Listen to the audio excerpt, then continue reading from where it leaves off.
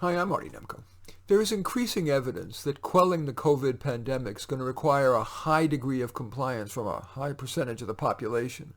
It's possible, but far from a certainty, that that's going to occur, and importantly, that it'll be sustained until the population acquires sufficient herd immunity, and/or that a good enough vaccine is developed. I've offered my career counseling clients the career implications of both an optimistic and a pessimistic COVID scenario, and I've decided to share both with you here. The optimistic scenario. The COVID hygiene message will sink in and soon enough cause a high percentage even of the recalcitrant to consistently comply at least over the months or year or two until a good vaccine is developed. Thus, within that year or two, transmission and COVID will significantly decline. At the same time, the unprecedented worldwide effort to create a vaccine is going to bear fruit, at least a vaccine good enough and safe enough to greatly reduce the number of hospitalizations and deaths, just as the flu vaccine has done.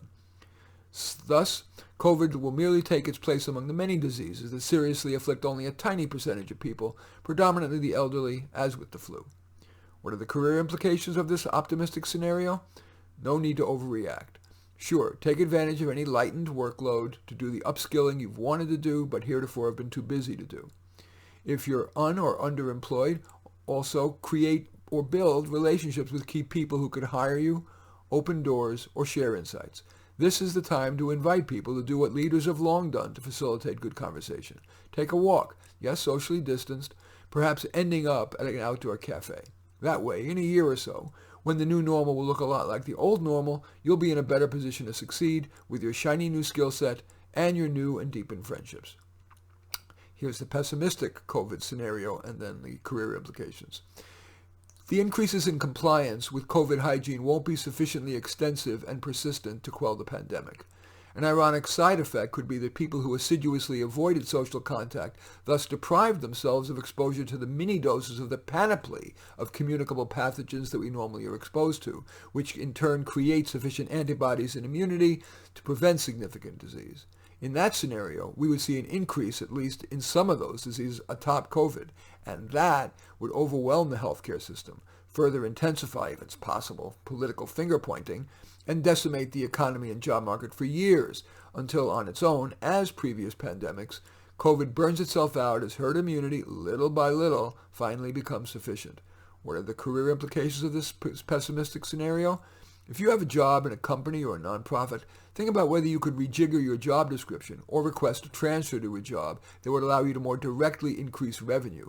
Money is companies' and nonprofits' lifeblood. Employees that yield revenue will be the most likely to keep their jobs and even get promoted.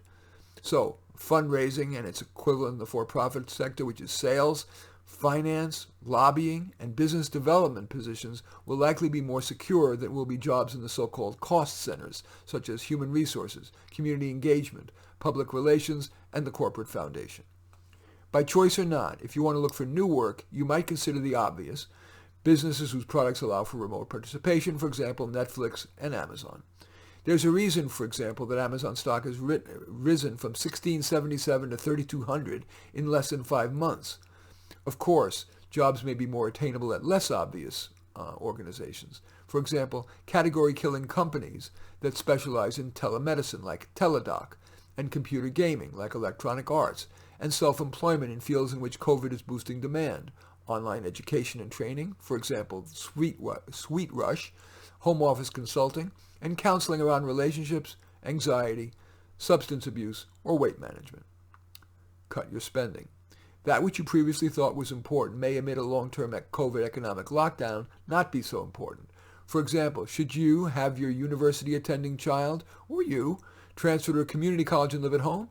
Or should they maybe learn just by online courses on Coursera, Udemy, and LinkedIn Learning, or on the job?